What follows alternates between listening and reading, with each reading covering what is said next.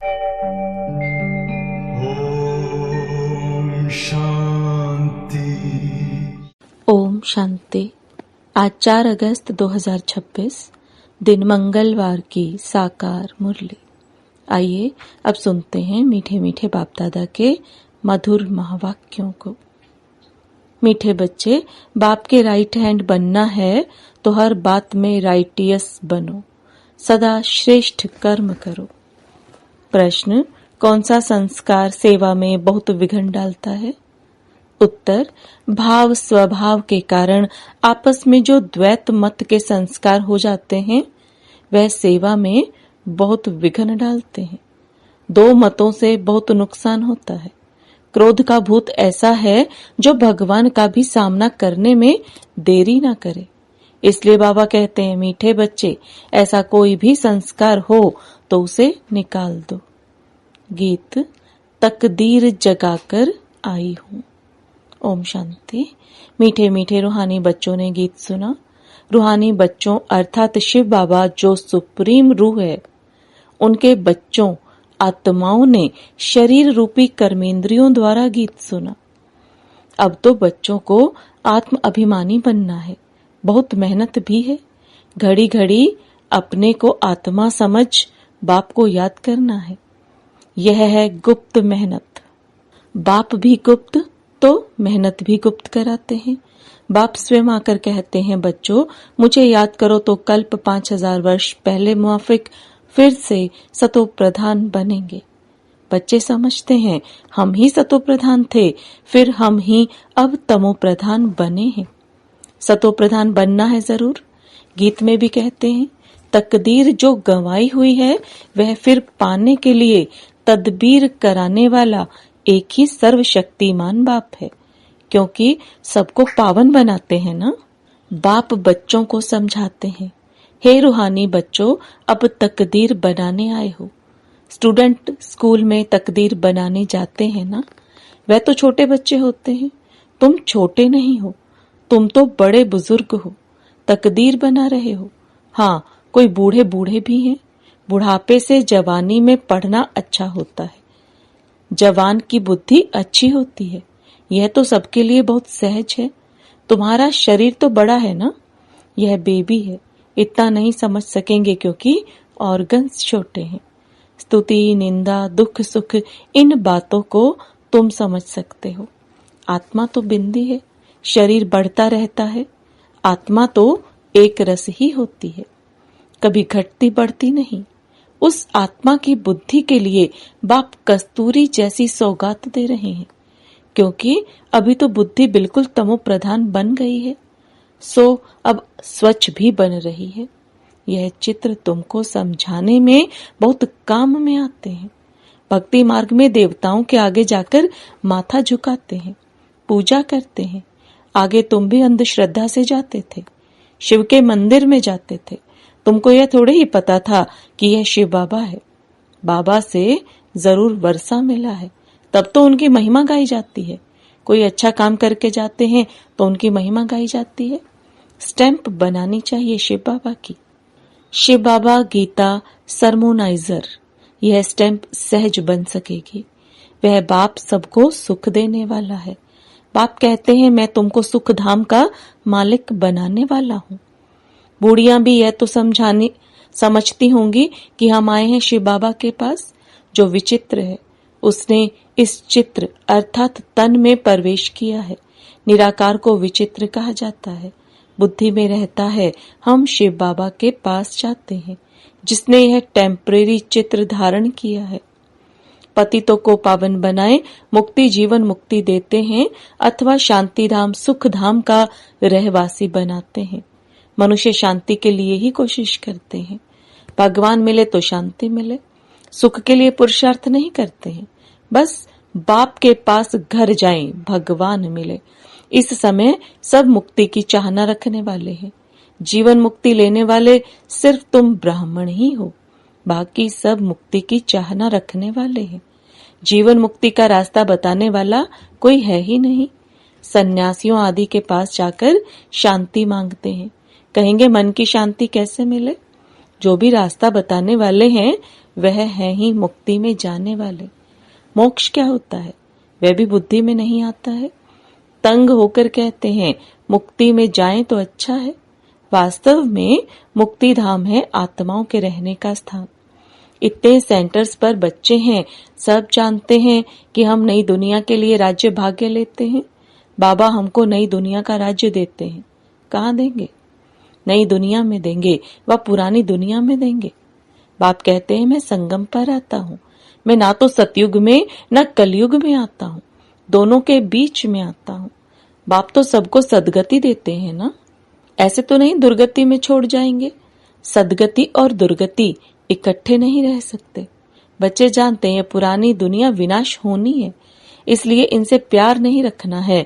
बुद्धि कहती है बरोबर अभी हम संगम युग पर हैं, यह दुनिया बदलने वाली है। अब बाप आया हुआ है। बाप कहते हैं मैं कल्प कल्प संगम पर आता हूँ, तुम दुख से छुड़ाए हरि के द्वार ले जाता हूँ। यह ज्ञान की बात है। हरिद्वार कृष्ण का द्वार अर्थात कृष्णपुरी को कहा जाता है। अच्छा, उनके पीछे फिर लक्ष्मण झूला लगा दिया है। पहले हरिद्वार आएगा, सतयुग को हरिद्वार कहा जाता है। फिर राम लक्ष्मण आदि दिखाते हैं। वह बात है, कोई है नहीं, वह तो बनाई हुई बात है। राम को कितने भाई दे दिए हैं? 4 भाई तो होते नहीं, 4 8 भाई तो यहाँ होते हैं। एक तरफ है ईश्वरीय संतान, दूसरे तरफ है आसुरी संतान। अभी तुम जानते हो शिव बाबा ब्रह्मा तन में आए हैं। शिव है बाबा, ब्रह्मा है दादा, प्रजापिता है। वह आत्माओं का पिता तो अनादि है। इस समय ब्राह्मणों को रचते हैं। ऐसे नहीं कि शिव बाबा शालिग्राम को रचते हैं, नहीं, शालिग्राम तो अविनाशी हैं ही हैं। सिर्फ बाप आकर पवित्र बनाते हैं। जब तक आत्मा पवित्र नहीं बनी है तब तक शरीर कैसे पवित्र बन सकता?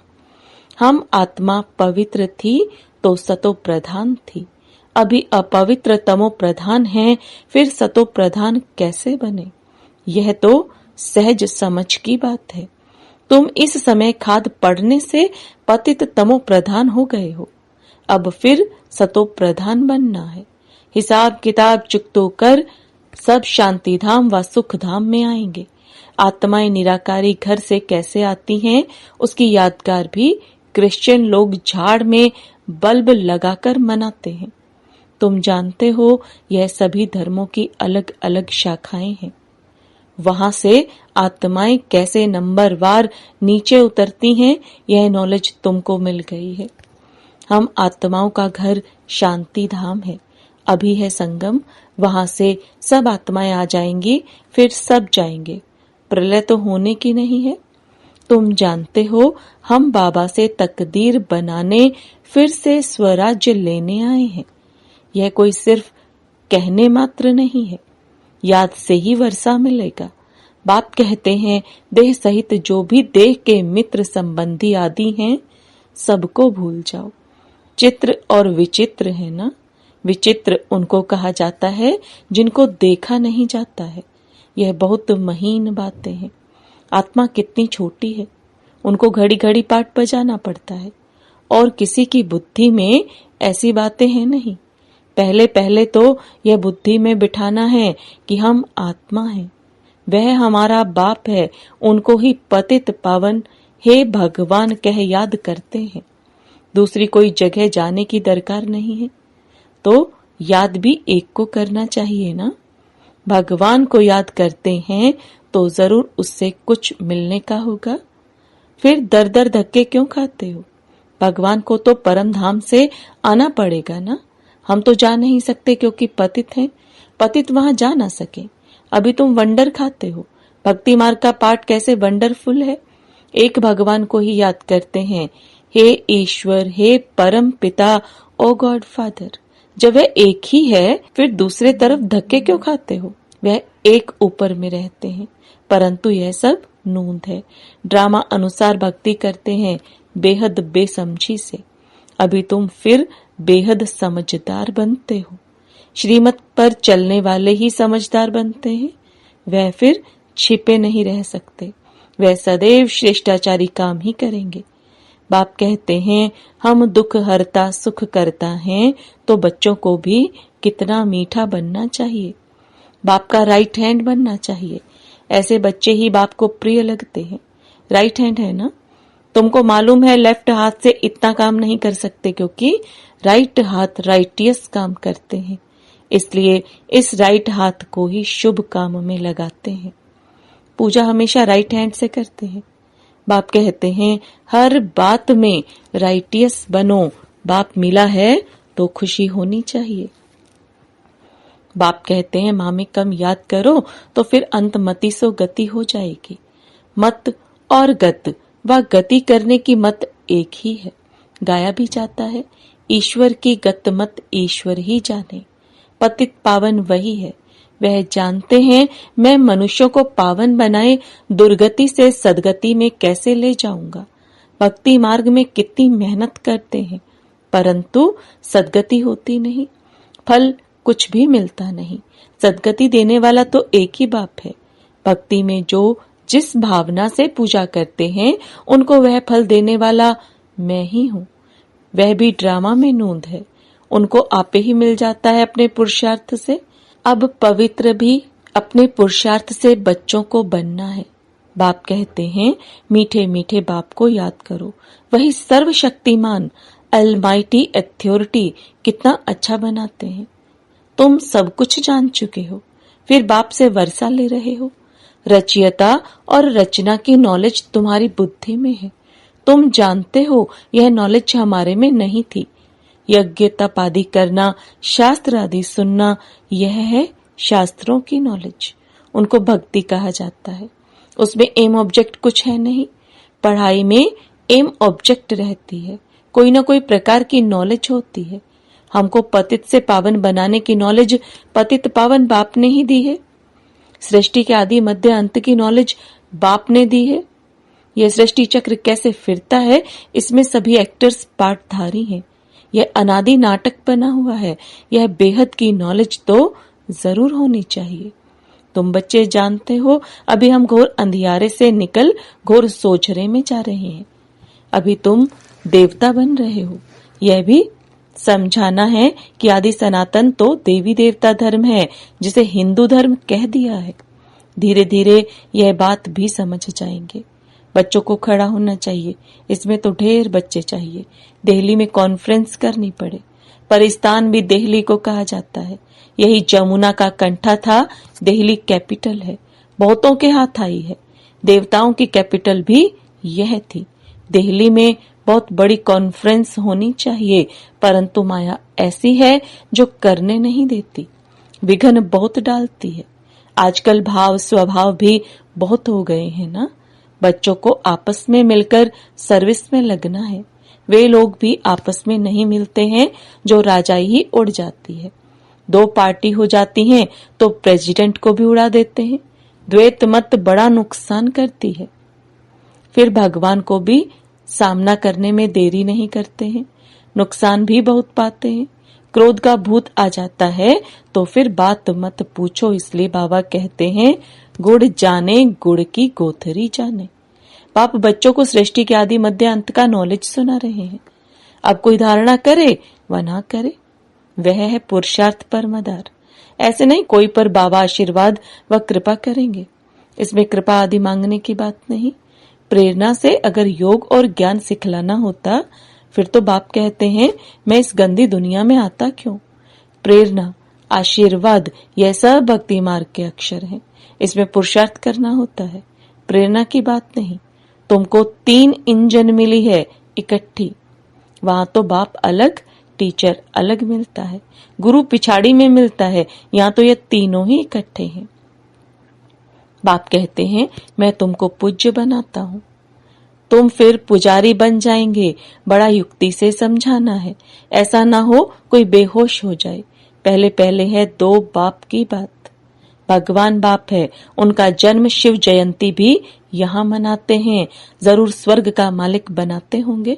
भारत में ही स्वर्ग था, अभी नर्क के विनाश लिए महाभारत लड़ाई खड़ी है।